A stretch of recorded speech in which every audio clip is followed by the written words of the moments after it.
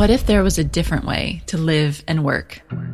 Beyond the hustle and hype, beyond the never-ending race to get more clients, more money, more audience, a way that's nourishing, grounded, creative, connected, and still makes a major impact in the world. You're listening to Wellpreneur with me, your host, Amanda Cook. Join me as we explore alchemy and action for entrepreneurs who want to do well and be well. Hello and welcome back to the Wellpreneur podcast. This is the final episode in season 6 of the Wellpreneur podcast, and I am really excited to bring you this interview with Eleanor Beaton. We're going to be talking about alignment and authenticity and visibility. Now, if the idea of visibility makes you shrink inside a little bit, you are extra going to want to listen to this episode because as entrepreneurs, we need to stretch our comfort zones a bit and either put ourselves out there, right? That buzz term that you hear all the time, and put our businesses out there. We need to be able to stand in our power and speak our message with confidence and become visible, right? It's important. It's key because if people don't know what you're doing, how are they going to buy from you? How's your business going to grow?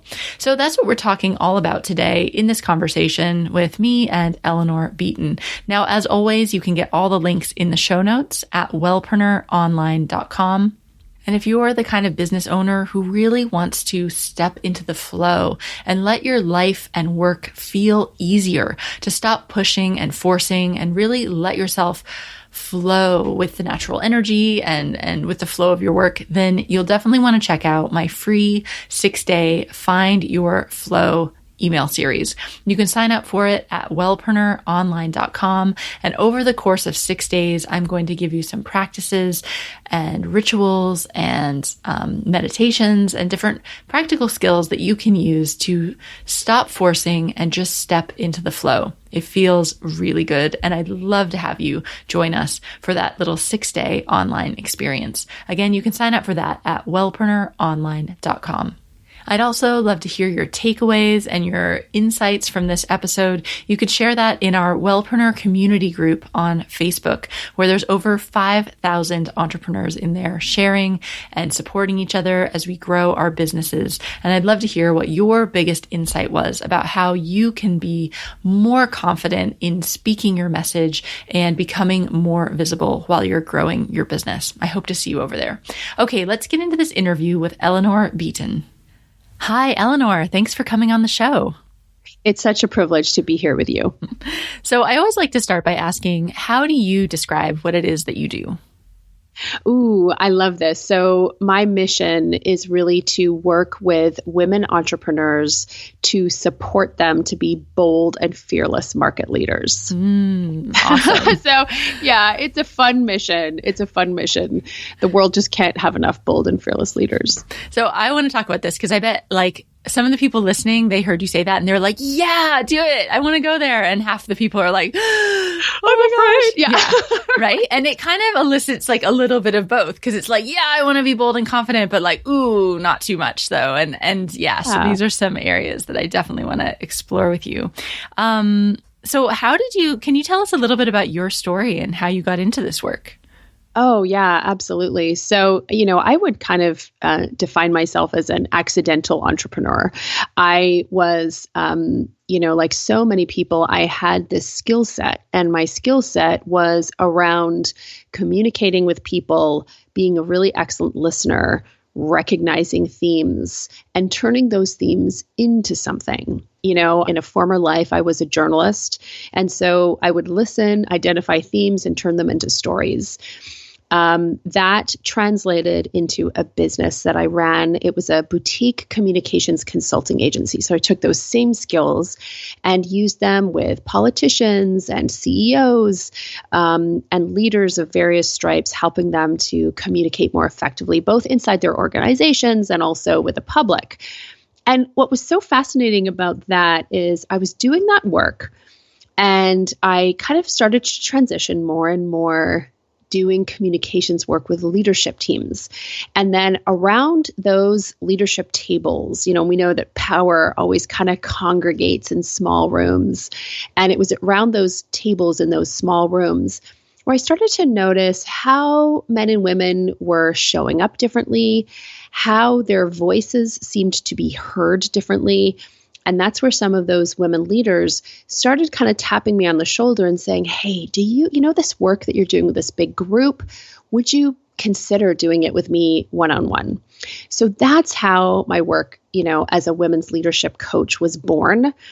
And it was really exhilarating work. It was really fun work. And in the beginning, I was working both with entrepreneurs and also with women who were leading inside corporate, entities. But I just found myself more drawn, like increasingly, to women entrepreneurs because of our ability to kind of create our own destiny, to pursue, lives and work that is both meaningful, but offers us a huge amount of freedom and flexibility. It just felt more fun. And to be honest, it felt like that's the borderland where we as women are going to be able to drive gender equity throughout the world. I really believe that entrepreneurship is the way for us to do that. So that's kind of how I got started. And it's really been a process of bravely and gamely jumping through hoops as they appear and doing so, with varying degrees of confidence that the net's going to be there.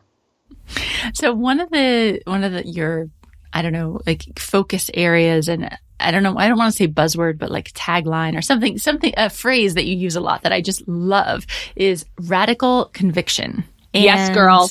Yeah, I want to dig into this. So what is radical conviction?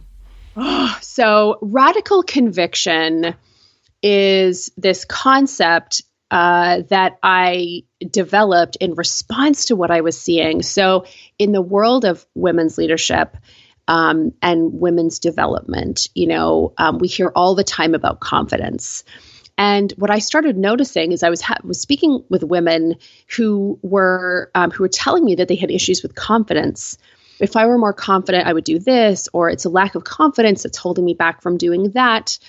And I was actually very surprised because when I was, talking to these women, they had all the evidence of being very confident. So they took challenges, they were betting on themselves, they were taking certain risks, in support of a vision or a dream that they had. So they were definitely very confident women. But what I really saw was that in many cases, as they were going to do big things, to kind of make baller moves, they were going into uncharted territory. So confidence is all about, it's based on previous experience. It's this sense that I've done this before, I can do this again. But for many of these women that I was speaking with, especially women entrepreneurs who were really looking at making the kind of leap that they haven't necessarily made before, creating some form of exponential growth. They had no previous experience upon which to base a sense of confidence. What they needed instead was radical conviction. So radical conviction is an abiding belief, an abiding sense of faith in the power and the rightness of your intentions and your goals. Right? So it rules the growth zone, whereas confidence rules the comfort zone. Ooh, right. Yeah, because you need that belief that what you're doing is important and it's valuable and it's worth like pushing yourself and also making other people maybe uncomfortable, going out of what's comfortable and what's acceptable in society in some cases to create something new, to make the impact you want to make. And I know a lot of people listening, that's the kind of business they want to have. They have a certain impact they want to make in the world.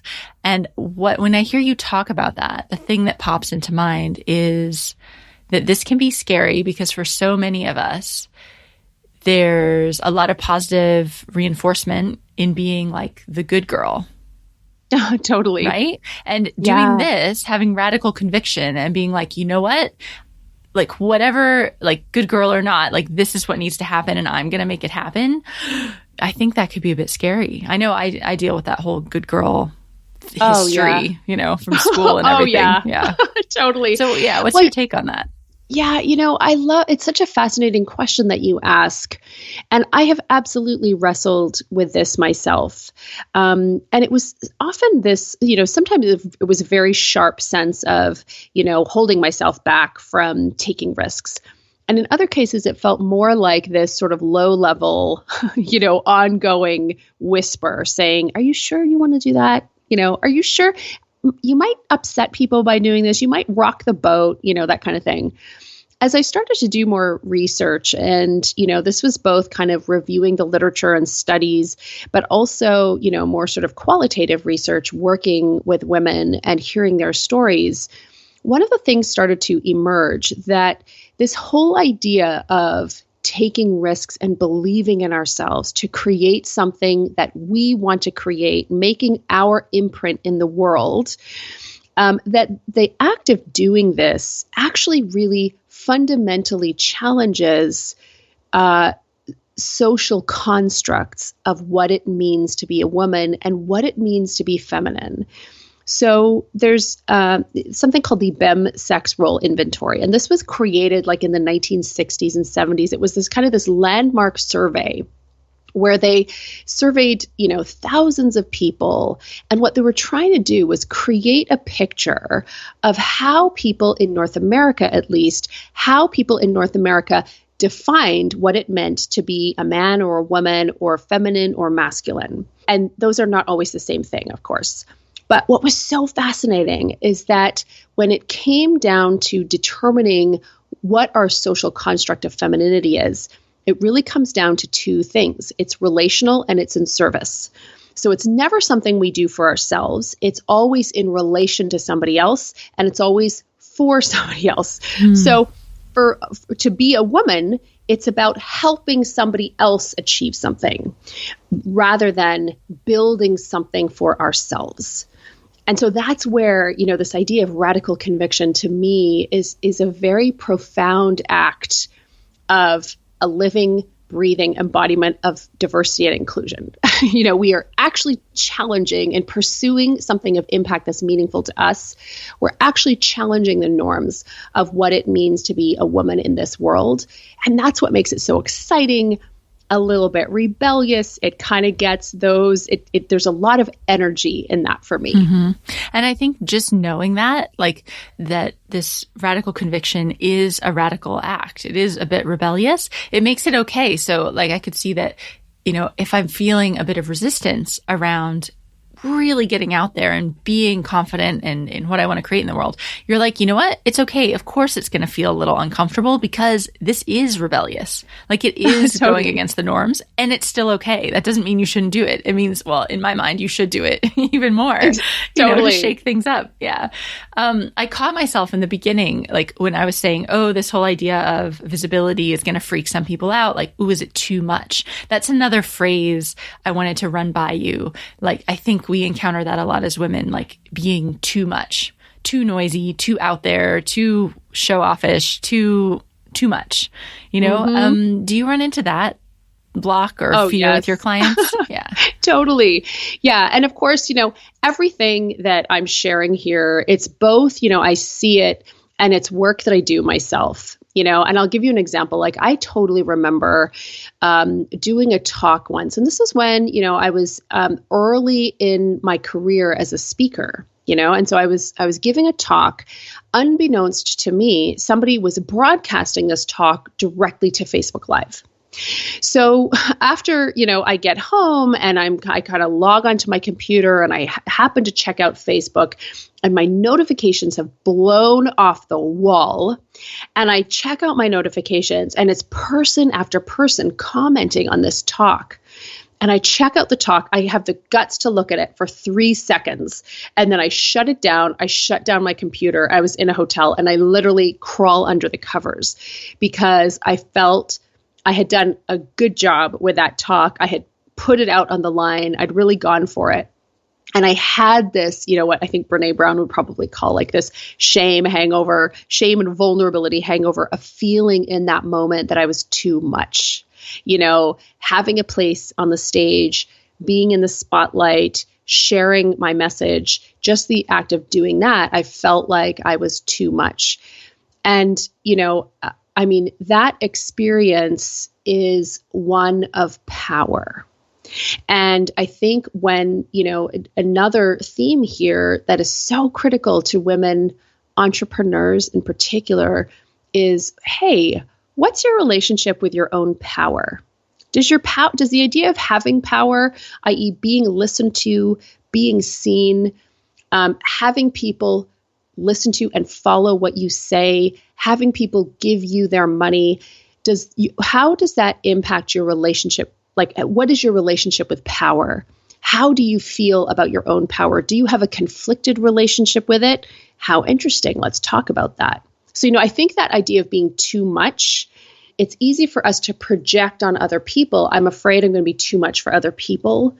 When really, I think the conversation we should be having is, what does too much mean? Very often it means, oh, that's way too much power, too much visibility, too much airtime for me. How do I feel about my own power? That's a critical conversation we have to have with ourselves. How can we start to get more comfortable with that idea of, holding and using and being in our power and getting aligned with that? What kind of, I don't know, can you share some exercises or tips, or just how can we start to shift into that? Oh, yeah. This is such a great one. I think the first and foremost, it's this idea of touching base with what that vulnerability actually feels like. And so, when I go back to that story of, seeing the comments light up, feeling this sense of, and I can remember it was like my cheeks started to flush. I had this pit in my stomach.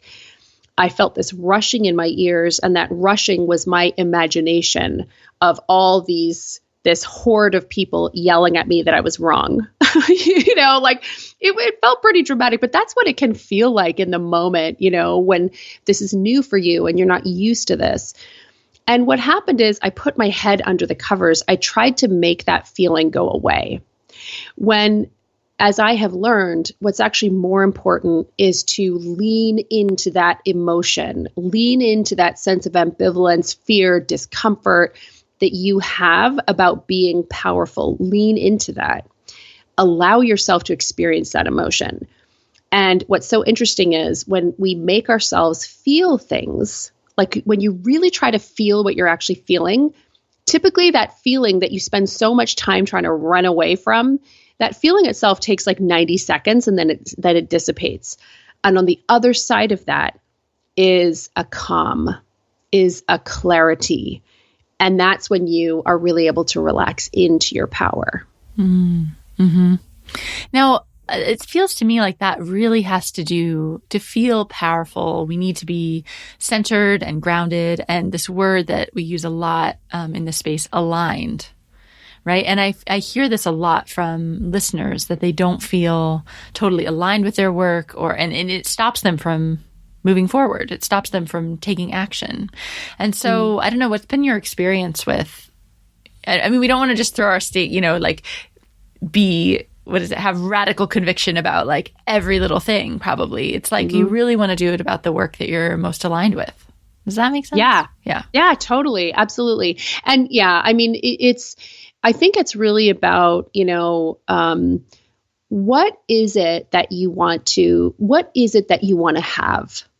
I think that's a fundamental question, because we can spend this precious time doing a lot of different things. There's this great documentary on Netflix right now. It's called Inside Bill's Mind, and it's all about Bill Gates. You might love him, you might hate him, but undeniably he's made an impact, and he's continuing through his foundation to make a really powerful impact in the world. But there's this great, moment where he's saying, you have to choose what you're going to care about. There's so many things that I could care about. And so for him, the things that he has chosen to care about, he says, is to make the lives of kids around the world better.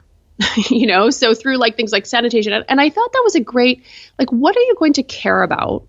What impact do you want to have? And it gets to be whatever you want, and you get to choose. And it doesn't have to be one thing, but I think at the end of the day, like, we're gathered here today in this conversation because we want to have an impact. So I think, making that choice, sort of gently pruning our intentions and our projects such that that kind of energy and life force is going into the things that are truly meaningful to us.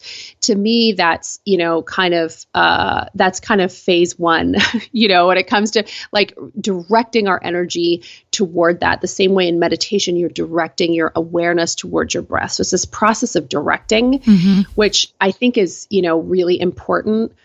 And you brought up this idea of alignment. And to me, it's so critical. And so that, first it's like, hey, where am I going to focus my energy? But there's this other part of alignment for me, which is where am I leaking energy and where am I leaking power? And I have always found that if it's through a lack of consciousness, so for me, alignment is about being clear about the impact I want to have, and then taking time every day to ask myself, where do I feel out of alignment around this? What conversations do I have? What commitments do I need to cut? How am I not taking care of myself? How am I avoiding feeling things? It's like this daily practice of checking in, which is so critical. Mm-hmm. Yeah, I love the way that you talked about that, and how the first step is to really look at, where do you want to make that impact? I'm sure this is a quote, but that you can do anything, but you can't do everything. And it's like, so you have to decide, what are those things that you really believe in, that you really want to make an impact for? And then, like you said, let the rest fall away, and make sure that you're spending your time on those most important things. Thank you. That's really like food for thought for everybody. One thing I'd love to get your take on, because I know I've been checking out your podcast too, Fierce Feminine Leadership, and you have a series going on about scaling and growing our businesses. How do you think about growth and scaling, and like, how big is big enough? Right. There's people out there listening that are like I hear all the time people say things like, I just want to make enough money to quit my job. And then you hear some people are like, I want to make a massive company that's like 10 billion, however much, like huge number, right? Yeah. But in both of those, I feel like sometimes people are just plucking a number out of the air, and other times people are just like, I just want to get out of this current situation. So I don't know. How do you think about growth? How do you approach that? Yeah, this is such a fabulous conversation, because I do get this sense, on the one hand, there is what I believe to be a fallacy. I believe this is an untrue belief, that it's easier to make. So let's say, let's take, for instance, I just want to make enough money to quit my job. And that's great. And so I'm not suggesting for a moment that there's anything wrong with that dream. I think it's an amazing dream. Typically, the number that people would need to make is sometimes quite a bit more than they might initially think.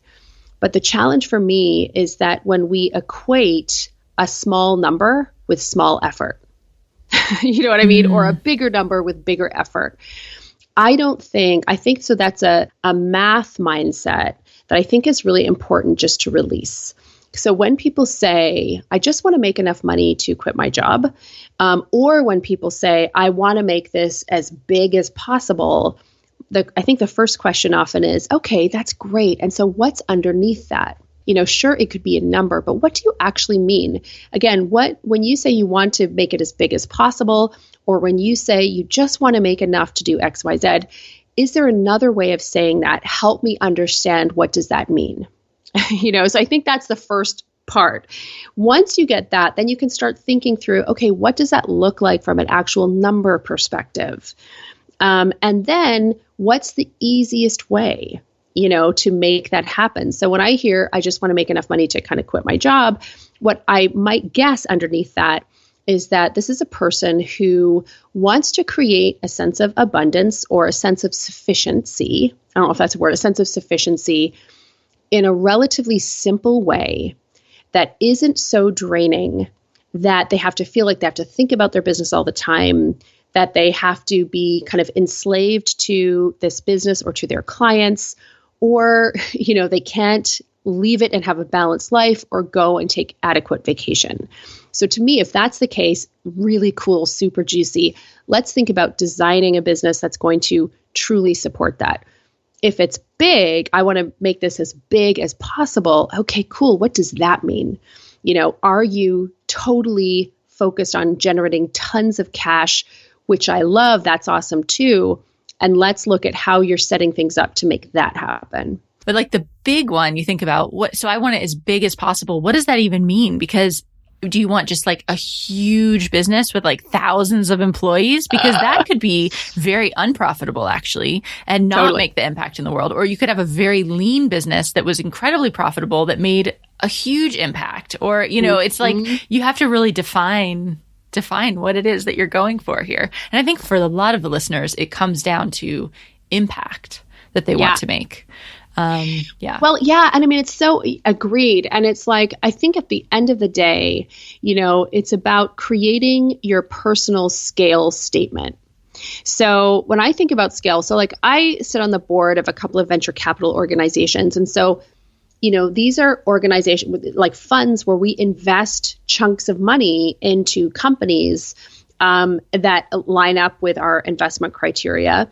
And we are looking to get a return on those companies. So in that case, scale means capturing as much market share as you can, as quickly as possible, doing so in a sustainable manner so that you can exit the business and so can your investors and make money. And that's typically how we're talking about scale. I mean, so much of entrepreneurship is really governed by this Silicon Valley tech-backed startup, narrative. But I would say that for the majority of entrepreneurs, you're quite right. It looks very different.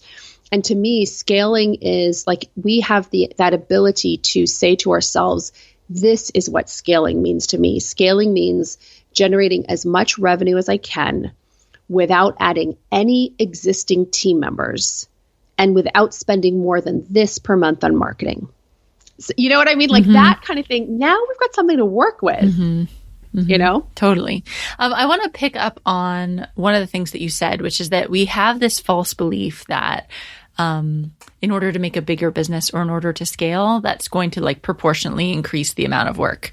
So I'm sure we've all know the person that works all the time for like, say, just not very much money, say not what they would want to be making, right? Not enough to feel abundant.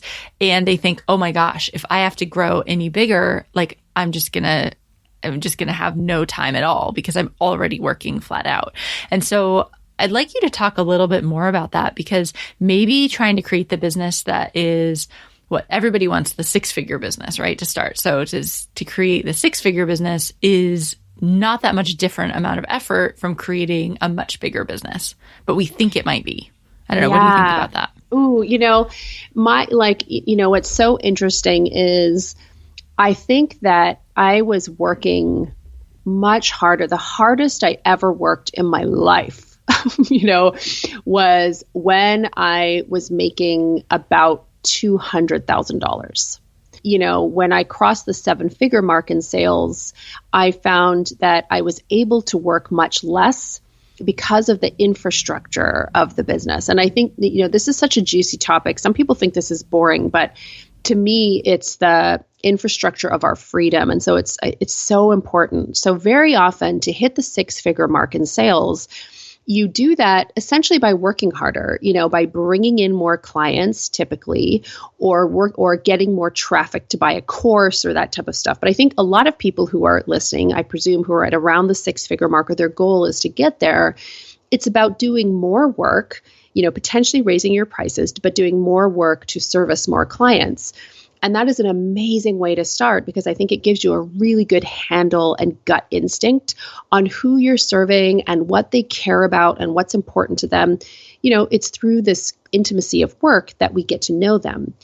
Now, in order to get to a higher level, a bigger level of growth, now you kind of have to look at changes that you make in the infrastructure of your business. How do you take that one-on-one service and put it into a more leveraged service where you still get to charge not just the same, but maybe even more, And how do you start to how do you think through and build this infrastructure so you're supported by the infrastructure versus the other way around where you are the infrastructure? I think there's also, and tell me your thoughts on this, but it seems to me that as businesses really scale, a lot of it is also simplification and really zeroing in on the stuff that's working and maximizing that, doing more of that, putting systems around that, rather than what you see a lot of people just starting out doing. And with this very smaller businesses, they're trying to do everything. They're just trying all these strategies and all these offerings, and they have 30 different things they sell. Whereas as you get bigger, you really can scale through focusing down. Is that what you've seen? God love us in our beginning journeys. Like, we will do everything. You know what I mean? I just love that phase too. Just trying things, right? What about this? What about this? You need this. Okay, great. Let's do this. How about a course on this? Agreed. That's like a freelancer. I remember Seth Godin talking about the difference between a freelancer and a CEO. And like, a freelancer is governed by creativity. Let's create something new every time. A CEO is governed by discipline. It's pruning. You know what I mean? Let's focus our energy and our effort. I can tell you that I made the decision, as my business was growing, I started to go through that very same thing. So I was working in leadership development, and I was serving both female founders and women entrepreneurs, and also women who are working in the corporate world. And I got to this point where I was literally planning out how to start 2 different podcasts, because I felt that in order to grow, I needed to be able to, hone my message even more, speak to them much more specifically. So literally, Amanda, I was thinking about doing 2 podcasts. Okay. And then I woke up the next morning and I was like, what are you smoking? Like, I know you live in Canada, but really, what are you smoking right now? Because that's not going to happen. And that's not the kind of life that you want. And you need to make some deep cuts. You need to do some heavy pruning. You need to make some deep cuts and have radical conviction that these cuts and this focus is going to pay off. And what's so interesting is that the business doubled within a year of that happening, because we were able to execute better. We were more focused, but it was so hard to do. So if there's people listening, and that, you've heard this before, this is, Amanda and I talking about this is not the first time you've heard it, that we need to focus. Like, I've been there. It was really scary. I ditched half my audience in a loving way for my own health and well-being and bank account. And it was the best thing that I could have done. Mm-hmm. Yeah, my listeners will know, but I've just been going through that journey as well, and finally shut down one of my website, merged everything together, shifted, just pulled it together. So all the energy is focused in one place. And oh my God, how does it feel? Scary. It was so scary. And then once I did it, it was like, oh, why didn't I do this 2 years ago? I know. It feels so good. Right? It's so good. Gosh. Yeah. To just put everything into one direction rather than trying to get keep 10 balls in the air. So yeah, so good. Yeah. And it's okay. I remember hearing somebody, and I can't remember who it was, talked about KonMariing her business, and that's exactly, and until you go through it, because it brings up so much, I think it brings up that good girl stuff as well. Like, I'm letting people down. Yep. And I had to ask myself, so you started a business to make people happy? What? Mm-hmm. Oh yeah. Totally. That's so exciting. It's that. And just feeling like you're letting people down, or, there's people that have been with you since the beginning and you're going to abandon them, and that, they do want this thing and you could provide. That's the worst. When you could provide something. Oh yeah. And you feel like, I could just, and I constantly have to stop myself and be like, no, of course I could, but I'm not going to. And there's somebody else out there that wants to provide that service, and you just have to let it go. It's so good. Can I ask you a question? Yeah. So for me, the inciting incident for me was when I realized the insanity of starting 2 podcasts. That's going to be completely sane for some people. I'm sure there's people listening to this who are like, what? I have 2 podcasts. What's up? No big deal. But for you, I'm so curious, what was it that made you decide to really shift gears and double down on a simplified business? Was there a moment? Well, it was more of a feeling that had been going on for, what tends to happen is the feeling gets worse and worse and worse until I'm finally like, this is insane. I can't take this anymore. And then I make this change, right? So for me, it was this feeling that I was almost 2 different people doing my 2 different things. I'd put on one hat and I'd do this business, and then I'd change it and put on my other hat and do this other thing. I felt like I was splitting myself and not showing up fully as me anywhere. Cause I was half of me here and half of me there. Does that make sense? So totally. Yeah. So I was finding like, this is insane. Rather than spending all this time trying to like cultivate these two different things, why don't I just like cut off all the stuff that isn't working and smush the rest of it together into my personal brand, basically into Wellpreneur. And it's amazing. So not only is everything easier because all the energy is going in one direction, but when I show up, you know, on podcasts and everything, it's all of me. It's just me. Yeah. So it's easier because it's me rather than trying to, you know, fit into the mold of the brand or something. So yeah. You know, and the thing I love about it is, you know, to kind of loop back to this idea of alignment. To me, alignment is being in a state of total integrity where what I think and what I say and how I feel and what I believe and how I act is aligned. You know, and so sometimes we think about being out of alignment as it's this nefarious thing, or we're, you know, or if we're out of integrity, it's like, oh, we're behaving in this bad way. No, yeah, well, yeah, for sure, that can be the case. But another way of being out of integrity is when those things aren't lined up. You know, and for the purest of intentions and for great reasons, because you know you can help people and you know you can do this, but it pulls us out of integrity. And so we're no longer whole in the way that we could be. And for me, that wreaks havoc on my wellness. Mm-hmm. Oh, absolutely. You know? Yeah. Yeah. I mean, it reminds me of, not nearly as bad, but when I used to have a corporate job, I always felt like I was putting on a bit of a mask to go to work. You know, and that really wears you down over time to not feel like you can show up fully as yourself. And to a lesser extent, that's what was happening here. So I think for anybody listening, if you feel like if there's some reason you're not able to show up fully in your own business, then the cool thing is you have the power to change it, right? Because it's your own business. So definitely do it. Fully endorse that. Do it. Yeah.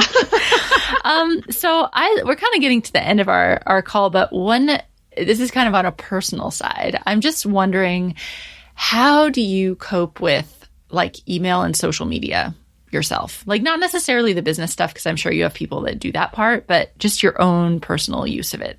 I'm loving asking guests that this season because it's such an issue for so many of us. You know what? Oh my gosh. It is such a massive issue because it's this is really interesting. My relationship with social media is one that I find it's almost like this boyfriend, you know, from your past who was both amazing and awful. You know what I mean?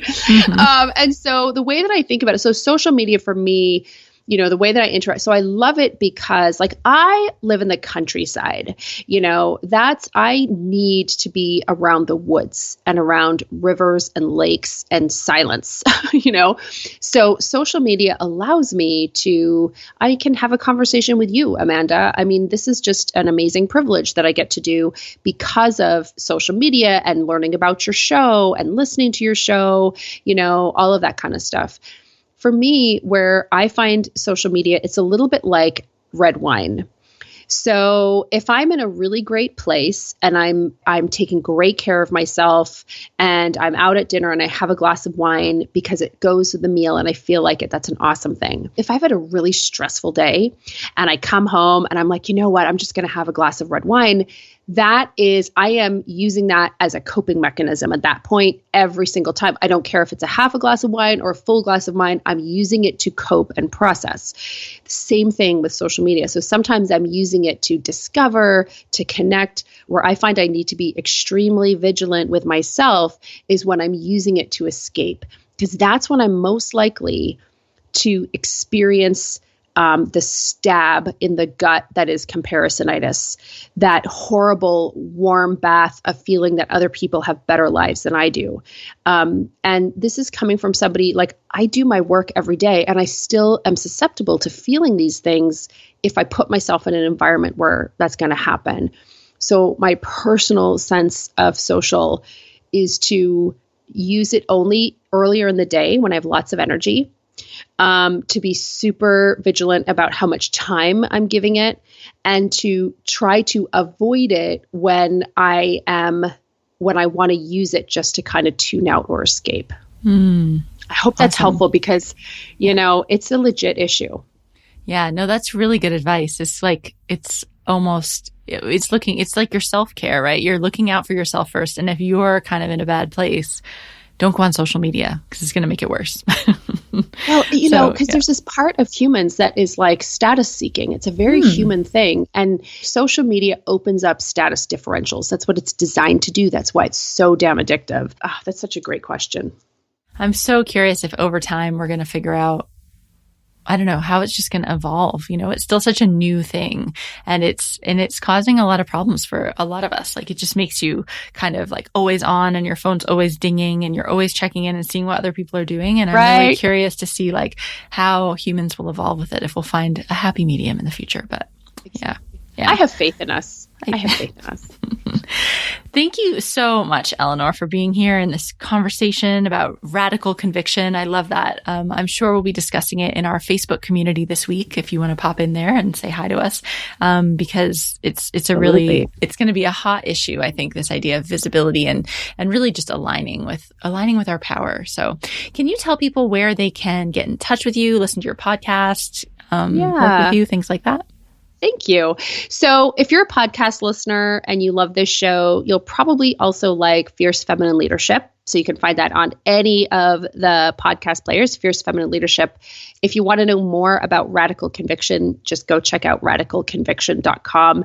And I've got like a micro course there, which people can check out, which will give you everything you need to know on cultivating that unshakable faith. Awesome. Thank you so much, Eleanor. Thank you. Thanks so much for listening to the Wellpreneur podcast. This is the end of season 6. Don't worry, we will absolutely be back. We're just going to take a few weeks break so you can go back and catch up on the hundreds of other juicy, helpful, still totally relevant episodes to help you grow your business and be well in your life. You can get all the links to everything we talked about at the show notes, which are at wellpreneuronline.com. And also, if you're not on my email list yet, you definitely want to go to wellpreneuronline.com and sign up there for my email list, because then I'll let you know as soon as the podcast comes back, so you never miss an episode. Have a fantastic break. Enjoy catching up on the other episodes from the Wellpreneur podcast during our time off, and I will see you back here very soon with season 7. Have a great one.